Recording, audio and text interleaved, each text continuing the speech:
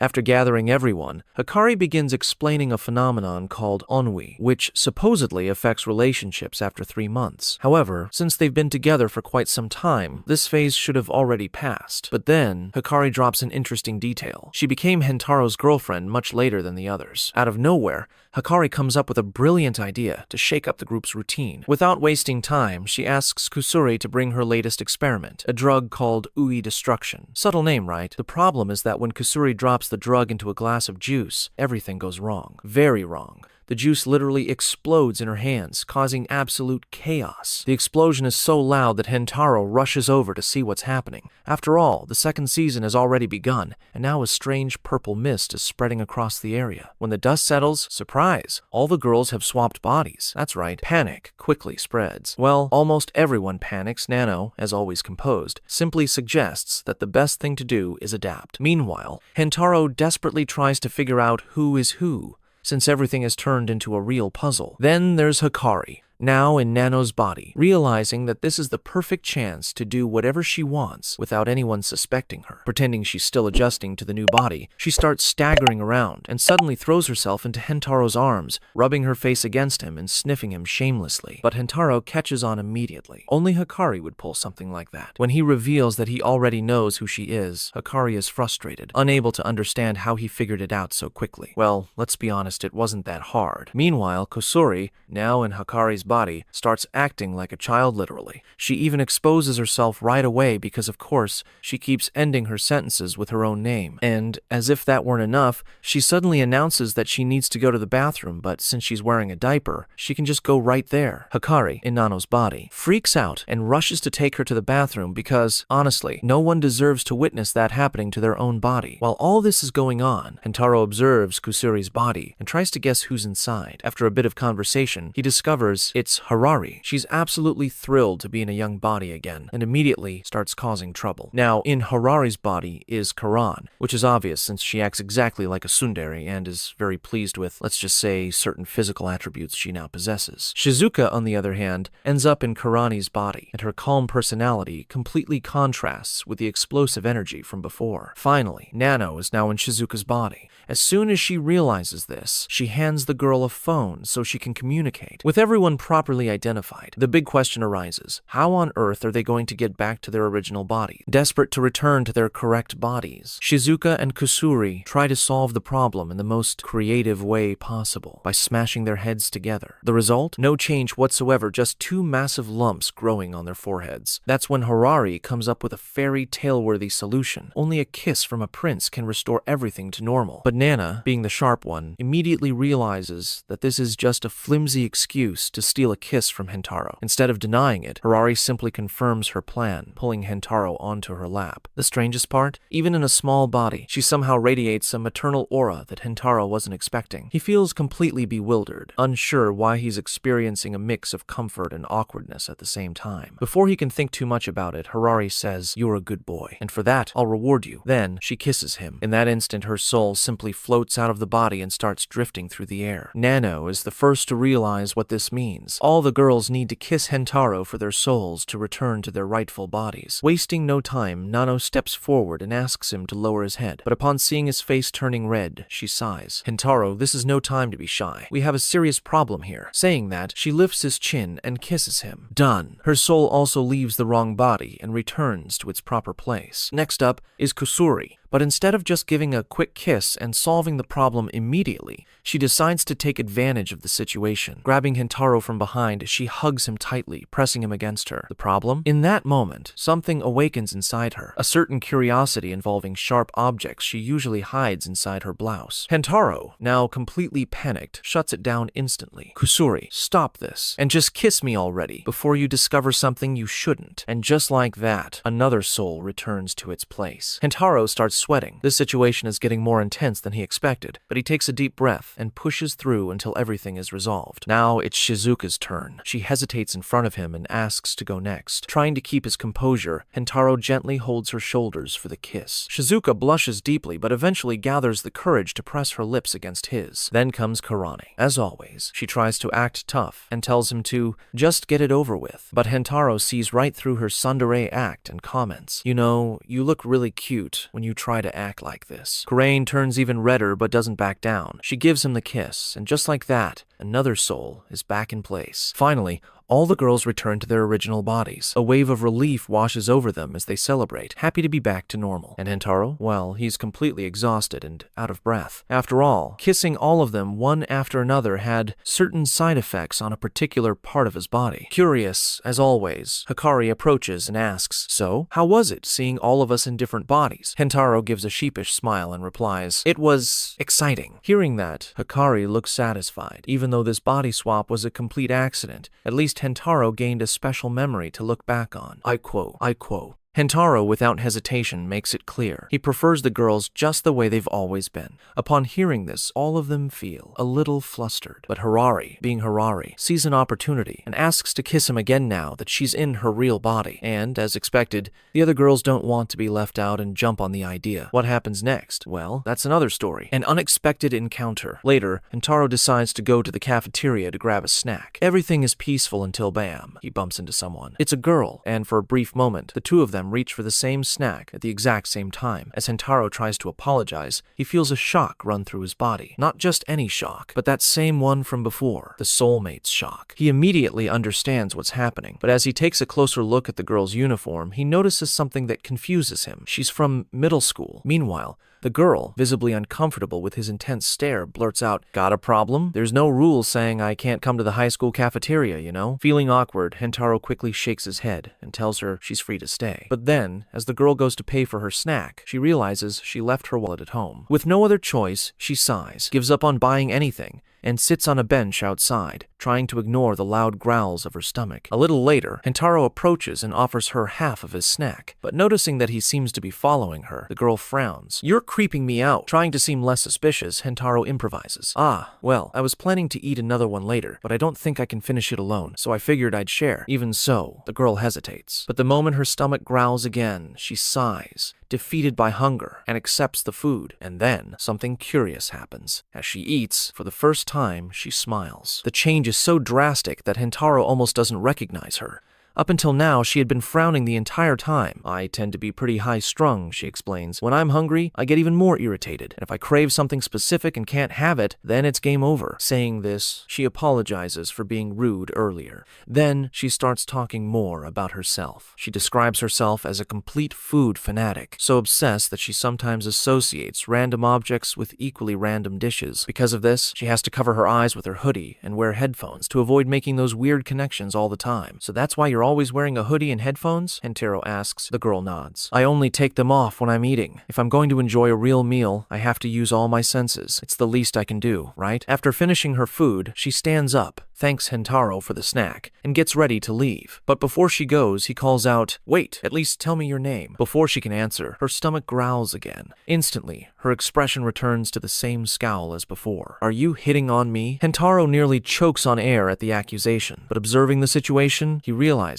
she's already hungry again. The snack she just ate has been completely digested. Meanwhile, the girl feels her heart racing and wonders what the hell this strange sensation is. The next day, she returns to the cafeteria, determined. Her goal, a breaded hamburger sandwich. After seeing everyone talk about it on television, she can't think about anything else. "Today, I'm eating that no matter what." Asterisk. A surprise breakfast. Full of anticipation, Kuromi arrives at the cafeteria, ready to finally taste the much-talked-about breaded hamburger sandwich, but to her complete frustration. Sorry, sweetheart. It's sold out," the cashier says with an apologetic smile. That snack sold like crazy. Everyone wanted to try it after it was featured on that television show. Kuromi freezes on the spot. Asterisk. Television show. So that's it. Asterisk. The only reason this snack became a craze was because of that stupid program. And now, thanks to that, she was standing there empty-handed, her stomach growling once again. Before she can vent her frustration, Hentaro suddenly appears and suggests, "How about trying the pork loin sandwich? It's pretty similar." Kuromi looks at him as if he just uttered the greatest blasphemy in the world. Similar? One is a breaded hamburger and the other is pork loin. They have nothing in common. Without a second thought, she turns around and decides to head to the nearest convenience store. If the school didn't have the snack, she'd find it somewhere else. But before she can leave, Hentaro remembers an important detail. Middle school students aren't allowed to leave school during class hours. Wait, if you want, I can go in your place. Before he can even finish the sentence, pah! Kuromi slaps him across the face. You're so annoying. And without looking back, she stomps off toward the store. The problem? When she gets there, she finds out the sandwich is sold out there too. This has to be a joke. Her stomach growls loudly. Her patience reaches its limit. But before she explodes in rage, she takes a deep breath. Looking around, she notices that everyone is keeping a certain distance from her. Do I always push people away like this? A surprise breakfast. The next day, on her way to school, Hentaro approaches her again. Before she can tell him to get lost, he takes her to the culinary classroom. On the table, right in front of her, sits the long-awaited breaded hamburger sandwich. Kuromi's eyes light up. How did you get this? Hentaro smiles. Simple. I got permission and made it myself. Only then does she notice his hands covered in bandages. He burned and cut himself in the process. He went through all that just to make a snack for me? Her stomach growls again, but this time, it's not just hunger, it's confusion. Why are you being so nice to me? After everything I did to you, Hentaro shrugs. You have good qualities, you know? I like how you respect every meal. Eating with someone who appreciates food like that makes me feel comfortable. Kuromi feels a strange warmth in her chest. Funny, I feel like food tastes better when I eat with you too. Without thinking much, she blurts out, let's keep eating together, like as if we were dating. Saying that, she finally reveals her name, Haraga Kuromi *. And, as expected, Hentaro takes Kuromi to meet his other girlfriends. So, what do you all think? Can I add another one to the collection? Kuromi immediately shuts down. Don't get any ideas. I'm not interested in getting close to anyone besides Hentaro. The other girls exchange looks. Yeah, we've heard that one before. To break the ice, Hentaro mentions an upcoming food festival. The event features an eating competition, and the prize is cash and a special dessert made by a 3-star pastry chef. Kuromi crosses her arms. Easy. I can win that by myself. The problem? To participate, she needs a guardian's permission. Harari puts a hand on her chin, thinking, I'll let you pretend to be my daughter, but on one condition. You have to call me Mommy *. A vein pops on Kuromi's forehead. Never! And so, everything is set for an epic next episode, where this crazy bunch will take on a food competition. Leave a like, subscribe to the channel, and comment * 100 girlfriends * so we can bring part 2. See you in the next video. Peace out. As soon as they arrive at the King Kong Festival and more, Hentaro, Hentari, and the rest of the group find themselves in the middle of an excited crowd. The atmosphere is electrifying. On stage, the host begins explaining how everything will work. Teams of up to 10 people will compete in 5 rounds, and whoever accumulates the most points by the end will take home the trophy. But as she gives the details, something curious happens. On the arena's giant screen, images of herself in rather suggestive poses begin to appear. Karain, outraged, wastes no time in confronting her. Hey, do you really think that's the right outfit to host an event like this? The host, however, flashes a mischievous smile and retorts, fan service, my dear. People have way more fun when there's something interesting to look at instead of just boring text on the screen. Meanwhile, Hentaro notices something. Beside him, Kurumi remains silent, observing everything without much expression. He thinks this event might be a great opportunity for her to interact more with her family. And soon, the first round begins. A competition to see who can eat the most rice. There are some side dishes on the table, but they don't count for points. Only the rice matters. Determined to compete together, Hentaro and Kurumi take their seats. But right away, a problem arises. Kurumi is only interested in the side dishes. Thinking quickly, Hentaro remembers that only the white grains count and tries to bring her focus back. But then, he gets a better idea. He hands Kurumi some pieces of meat, thinking, if she eats this, her appetite will increase, and she'll end up eating more rice too. His plan works so well that the other competitors start imitating it, trying out the side dishes. But then comes their mistake. They get so caught up in the extra food that they quickly become too full to continue. Meanwhile, Hentaro and his team keep going strong on the rice. The girls start to worry about him. You don't have to push yourself this hard. But Hentaro smiles and replies, how could I get tired? Every bowl tastes special because it was served by you. And I love that feeling. The opponents, watching the scene, start to sweat nervously. Hentaro and Kurumi are eating so voraciously that they seem like true devouring beasts. My god, who are these two? Someone murmurs in fear. They're the gluttony monsters. And then, time's up. The host gives the command. Spoons down. The results are in. Hentaro's team finishes in 3rd place. And first, well, it belongs to a guy so huge he looks like a walking mountain. Nana recognizes him immediately. That's Chanko. He's won a ton of eating contests. Hentaro looks at the guy and laughs. I'm pretty sure he escaped from an episode of One Piece. Before they can rest, the host returns to the stage with a playful look. And now, let's move on to the next round. The food you'll have to face is a classic of eating competitions. What could be coming next?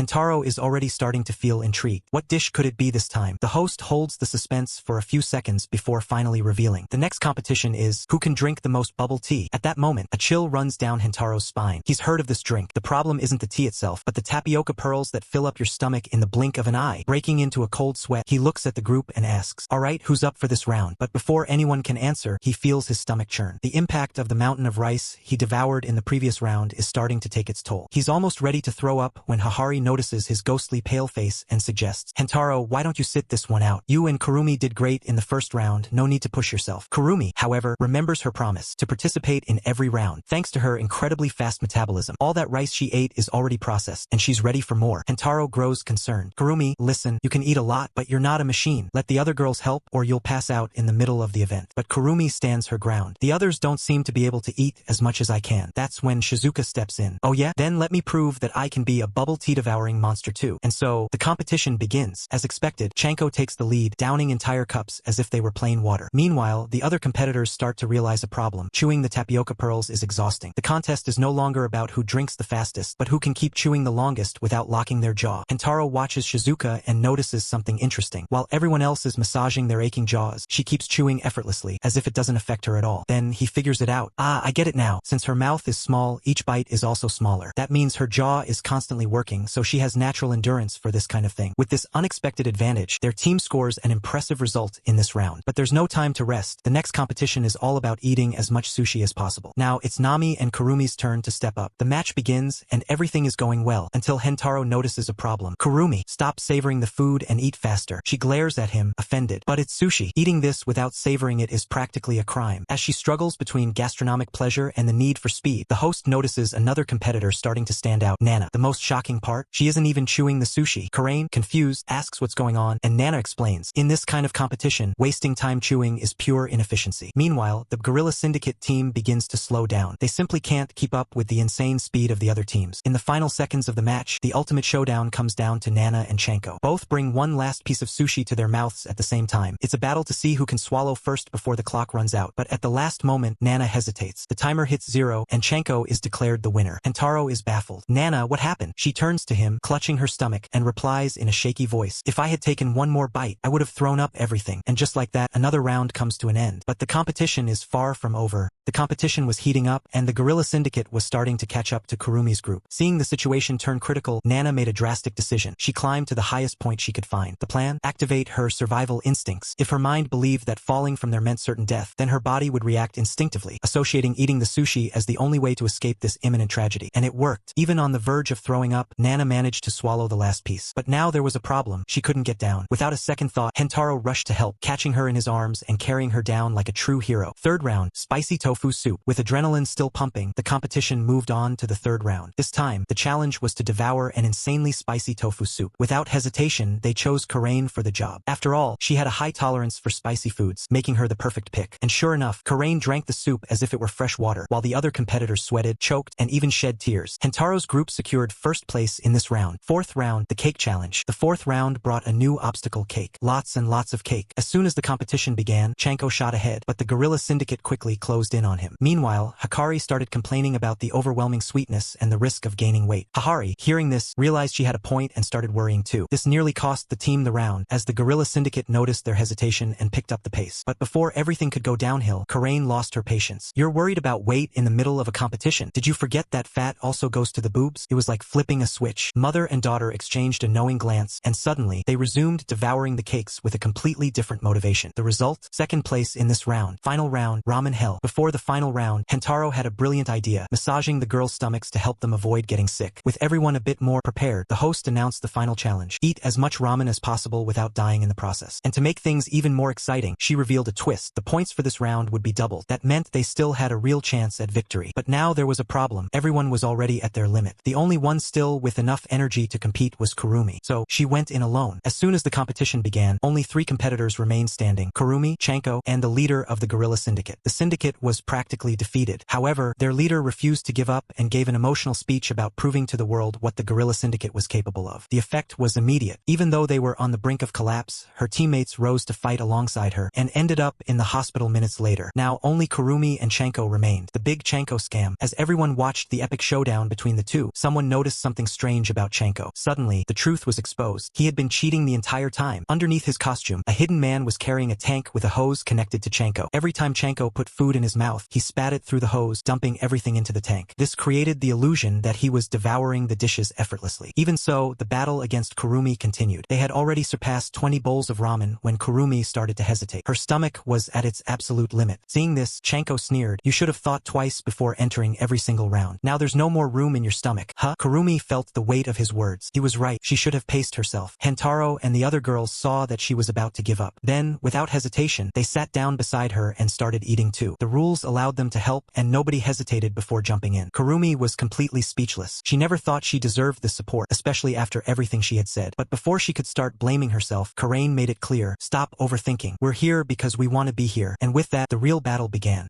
Hentaro looked at Kurumi and said firmly, "From the very beginning, you've always been fighting alongside us. What matters are your actions, not your words." And that was exactly what she needed to hear. Kurumi felt a surge of motivation and went back to devouring the ramen as if her life depended on it. Meanwhile, Chanko realized he had a serious problem. The tank was full. There was no more space to hide the food. With no other option, he finally had to start eating for real. The difference? His stomach was still empty because, up until now, he had only been pretending to compete. That meant he still had the energy to keep going. The round went on to the absolute limit. Every competitor collapsed to the ground, completely defeated. A technical tie. But the battle wasn't over yet. Kurumi and Chanko dragged themselves back to their bowls, determined to keep the fight going. Hentaro saw that Kurumi was at her limit and made a quick decision. "Kurumi, give me the rest of your ramen. In exchange, I promise I'll let you taste whatever you want later." She hesitated for a second, but in the end, gave in. As Kurumi placed the ramen directly into his mouth, Hentaro kept eating, until Chanko finally couldn't take the pressure and threw up everything. Victory for Hentaro's team. He could hardly believe they had won. He was about to pass out from eating so much, but one thing was certain. He could never throw up something his girlfriend had fed him with her own hands. And so, Team Hentaro emerged as the champions, taking home that fancy ice cream as their prize. Everyone celebrated, but the night wasn't over yet. Later, Kurumi asked to talk to Hentaro in private. She wanted to thank him for inviting her to the event. Because of it, she had gotten much closer to the other girls. And that's when she remembered, "You said I could taste whatever I wanted after the competition, right?" Before he could respond, Kurumi leaned in and planted a deep kiss on him. From that day on, every time she saw the word broth anywhere, she felt an uncontrollable urge to kiss Hentaro again. Man, what a season. This was straight up cinema. I'm loving this so much, and there are still 10 episodes left. You guys have no idea how happy I am, so you already know. Drop a like, subscribe to the channel, and turn on notifications because part 3 is coming. See you in the next video. Peace. Akari aveva un ricordo molto forte dell'infanzia. Sua madre emanava sempre autorità, camminando tra i suoi dipendenti come se fosse la padrona del mondo. Ricordava bene di indicare quella figura imponente e dire con orgoglio: "Quella è mia madre". Ma adesso, le cose erano molto diverse. Harari, quella stessa donna potente, aveva appena annunciato di aver cucito vestiti per neonati per tutti. Hentaro si sentì completamente a disagio, ma alla fine accettò di indossarli in qualche modo. E come se non bastasse, Harari rivelò che Kusuri aveva preparato una pozione che li avrebbe trasformati in bebè. Il problema, come sempre, le sue medicine avevano effetti collaterali. Questa volta, chiunque avesse bevuto la pozione sarebbe rimasto nella forma infantile per almeno un'ora prima di poter prendere l'antidoto, altrimenti le conseguenze sarebbero state imprevedibili. Sentendo ciò, Karane e Kurumi si spaventarono. L'ultima cosa che volevano era diventare neonati e rischiare qualcosa di ancora peggiore. Ma prima che potessero reagire, Harari, dal nulla, cadde a terra e iniziò a fare i capricci. Sì, la potente Harari era lì, battendo i piedi come una bambina viziata, dicendo che voleva giocare a fare la mamma. Shizuka osservò la scena e sospirò: "Ecco, l'abbiamo persa. Ormai non riesce nemmeno a parlare in modo sensato. Deve essere un crollo psicologico temporaneo." Akari, invece, era rossa di vergogna. "Mamma, smettila di comportarti così davanti a tutti." Solo allora Harari si rese conto di aver esagerato. Si ricompose, aggiustò la postura e disse con serietà: "Anche se voglio essere la madre di tutti, Akari, tu sarai sempre la mia figlia principale." L'atmosfera era tesa e Kusuri, che odiava i momenti imbarazzanti, ebbe un'idea geniale, o forse no. Prese la pozione e la lanciò lontano, come se stesse giocando con un cane, sperando che qualche animale la recuperasse. Ma invece il bestiame che passava semplicemente si scansò, facendo schiantare la boccetta a terra. Risultato? Un'esplosione di fumo e ecco fatto, la pozione aveva funzionato. Le ragazze, senza eccezione, si trasformarono in bebè. Beh, quasi tutte. Akari e Hentaro riuscirono a scappare in tempo. Ora, eccoli lì, a guardare le loro amiche in versione miniatura. Akari non poté evitare di pensare: sembra quasi un matrimonio e loro sono i nostri figli.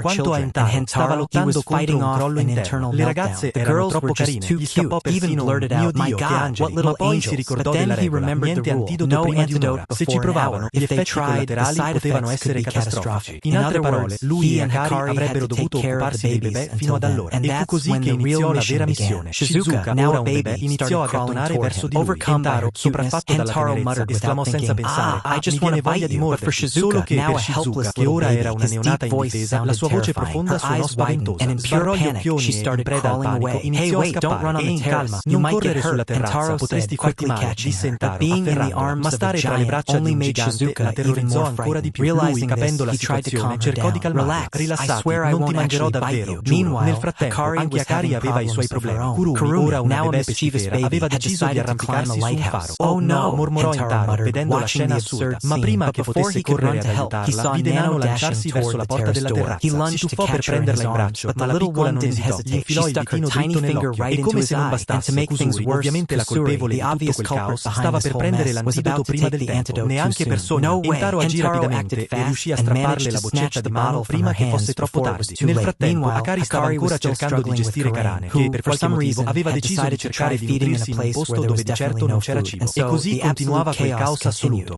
Kurumi e Karane si stavano fissando come due leonesse pronte a combattere per il territorio. L'aria si fece tesa per un momento, finché, senza preavviso, le due si lanciarono nella rissa. Akari, vedendo il caos prendere forma, cercò di separarli. Ehi, voi due, smettetela! Ma, ovviamente, nessuna delle due ascoltò. Fu solo quando urlò sul serio che finalmente si bloccarono. Ottimo, problema risolto, giusto? Sbagliato. Un istante dopo, Kurumi e Karane iniziarono a piangere come se Akari avesse appena distrutto i loro cuori. Sospirando, Akari si rese conto che prendersi cura dei bambini era molto più complicato di quanto sembrasse, e le cose peggiorarono quando Harari apparve dal nulla e le tirò i capelli. Vi prego, obbeditemi almeno una volta, implorò Akari, ormai senza pazienza. Fu allora che tutto sfuggì di mano. Kurumi e Karane tornarono a fissarsi con rabbia, e prima che Akari potesse fermarle, le due le scivolarono dalle braccia. Fu in quel momento che Hentaro entrò in azione, lanciandosi come un missile. Un secondo prima era fermo, quello dopo stava già volando per salvare le due prima che toccassero terra. Riuscì a prenderle in tempo, ma finì per sbucciarsi tutto scivolando sul pavimento come una bambola di pezza. E con sorpresa di tutti, invece di piangere, le bambine scoppiarono a ridere. Hentaro sbatté le palpebre, sorpreso. Quindi era così che si faceva stare tranquilli i bambini, buttandosi per terra come un pazzo, senza molte alternative. Continuò a rotolarsi sul pavimento, schiantandosi da una parte all'altra, mentre le bambine ridevano senza sosta. Alla fine risero così tanto che si addormentarono. Hentaro tirò un sospiro di sollievo, ma si rese subito conto di essere pieno di graffi. Akari, dispiaciuta, prese una scatola di pronto soccorso e iniziò a medicarlo. Mentre lo faceva, rifletté: essere madre è molto più difficile di quanto immaginassi. Hentaro annui. Immagino che Harari abbia pensato lo stesso mentre si prendeva cura di te da piccola. Sorrise e continuò, ma una volta, in una conversazione, mi disse che tu eri il suo raggio di speranza. Quindi, per quanto fosse difficile, non si è mai pentita di essere tua madre. Akari rimase in silenzio per un momento, lasciando riaffiorare i ricordi d'infanzia. Quando finalmente tutto tornò alla normalità, Harari sbuffò: ma io volevo vedere tutti da bambini. Alla fine, sono stata una di quelle che ha perso più tempo così. Akari guardò sua madre, che stava già per iniziare un altro dramma, ma invece di sgridarla, stavolta respirò profondamente e disse: mi dispiace per come ti ho parlato prima, per aver detto che stavi essendo immatura. Ma con sua sorpresa, Harari la corresse: no, sono io che dovrei chiederti scusa, mi sono fatta prendere troppo la mano. Akari sorrise: indipendentemente da tutto, sarai sempre mia madre. Harari si commosse e, senza perdere tempo, si voltò verso Hentaro. E siccome la mia giovinezza è passata a prendermi cura di Akari, voi due avete il compito di divertirvi il più possibile per compensare. In quel momento, Kusuri apparve con una boccetta in mano. Ehi, vi ricordate che abbiamo ancora quella pozione, vero? Non aveva nemmeno finito di parlare che Harari saltò di gioia. Ottimo, usiamola subito. Voglio cambiarvi i pannolini. Il giorno dopo, mentre tutti mangiavano biscotti, Akari notò gli occhi di Kurumi brillare e disse senza pensarci: sei davvero carina quando mangi. Kurumi arrossì: ah no, in realtà sono gli occhi delle altre ragazze ad essere belli. Nano, che stava masticando un biscotto dall'altro lato del tavolo, annui. Ad esempio, gli occhi di Kusuri hanno un effetto super rilassante. Lo trovo incredibile. Kusuri, senza perdere tempo, ricambiò il complimento, e gli occhi di Karane sono come quelli di una regina della giungla, potenti e intensi.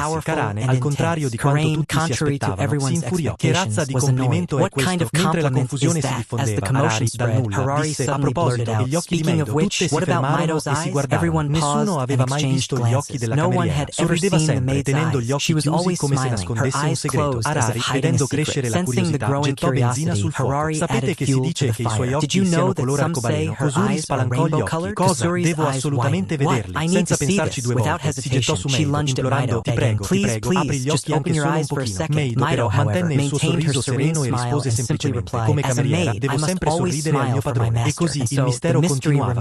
Harari sorrise e disse, non devi preoccuparti di questo, anch'io voglio vedere i tuoi occhi. Meido, sempre obbediente, accettò l'ordine o almeno ci provò. Quando cercò di aprire gli occhi con forza, il suo viso semplicemente si rifiutò di obbedire. Aggrottò la fronte e spiegò, ho passato così tanti anni a sorridere in questo modo che i miei muscoli facciali si sono abituati. Ormai non rispondono più. Determinata, provò ad aprire gli occhi tirandosi le palpebre con le dita. Niente, neanche un millimetro di movimento. Ed è lì che la situazione è degenerata. Non trovando altra soluzione, Meido prese un bisturi e dichiarò con la massima naturalezza del mondo, taglierò le mie palpebre, così si apriranno. Scordatelo subito, gridarono Rentaro e Harari all'unisono. Ignorando la follia che avevano appena sentito, Kurumi decise di lanciare un'altra domanda. Mi sono sempre chiesta di questi personaggi dagli occhi chiusi. Come fai a vedere così? Meido alzò le spalle. Semplice, non vedo. Silenzio. Ma allora come fai a? Prima che potessero chiederle altro, un vaso di fiori volò dal nulla in direzione di Rentaro. Senza nemmeno battere ciglio, Meido lo afferrò al volo, come se avesse occhi da falco. Karane spalancò gli occhi. Ok, ma da dove è saltato fuori questo vaso? Nel frattempo, Kusuri ignorò completamente questo dettaglio strano e batté il piede a terra. Al diavolo il vaso, voglio solo vedere i suoi occhi arcobaleno. Fu allora che Shizuka, piena di energia, aprì le braccia e saltò davanti a Meido, urlando boom, tutti la guardarono. Rentaro si accorse che la ragazza era tutta rossa e cercava di sembrare coraggiosa, quindi finse di essersi spaventato, ma fu un fallimento totale. Meido rimase lì con quel suo sorriso calmo e gli occhi ben chiusi. Kusuri, ormai esasperata, tirò fuori una boccetta dalla tasca. Va bene, piano B, questa medicina scioglie tutto ciò che tocca. Se la verso sui suoi occhi, prima che potesse finire la frase, Rentaro le strappò la boccetta dalle mani. Sei impazzita? Nando, d'altra parte, decise di provare un metodo più diretto. Prese un taglierino e lo appoggiò leggermente sulla schiena di Meido. Meido si immobilizzò. Il suo sorriso non scomparve, ma la sua aura cambiò completamente. Inspirò profondamente e disse, con una calma inquietante, è stato un onore servirti. Harari, addio. Nando alzò gli occhi al cielo. Calma, volevo solo insegnarti com'è essere accoltellata. Accoltellata? Shizuka iniziò a piangere per lo spavento. Ehi, non volevo spaventarti. Nando cercò di spiegarsi, mentre Rentaro abbracciava entrambe per calmare gli animi. Kurumi, nel frattempo, ebbe un'altra idea. Prese un dolcetto e lo porse a Meido. Tieni, mangia questo. Quando mangio qualcosa di delizioso, apro sempre gli occhi. Meido accettò il dolcetto e ne morse un pezzo. Niente, rimase con gli occhi chiusi. Kurumi rimase scioccata. Cosa? Come fai a non aver aperto gli occhi? Karane alzò gli occhi al cielo e incrociò le braccia. Kurumi, solo tu hai questa strana abitudine di spalancare gli occhi quando mangi. Rentaro, riflettendo su tutto, ebbe un'altra idea. Di solito, quando le persone sono felici, aprono di più gli occhi. Quindi, Meido, cosa ti rende felice? Meido rispose senza esitazione, la felicità di Harari. Nello stesso istante, tutte le ragazze saltarono su Harari, riempiendola di affetto. Harari raggiante e, come previsto, anche Meido era felice, ma i suoi occhi sempre chiusi. Ok, ultimo piano, disse Rentaro. C'è chi ride con gli occhi aperti, quindi forse iniziò a raccontare una storia divertente. Meido rise anche un po', ma rimase con gli occhi chiusi. Fu solo quando Rentaro rivelò che la storia parlava di Harari che Meido, distinto, spalancò gli occhi. Silenzio totale. Rentaro fissò Meido fissò Rentaro e poi quel brivido, lo stesso che tutte le ragazze avevano provato la prima volta che lo avevano guardato. Meido arrossì e chiuse subito gli occhi,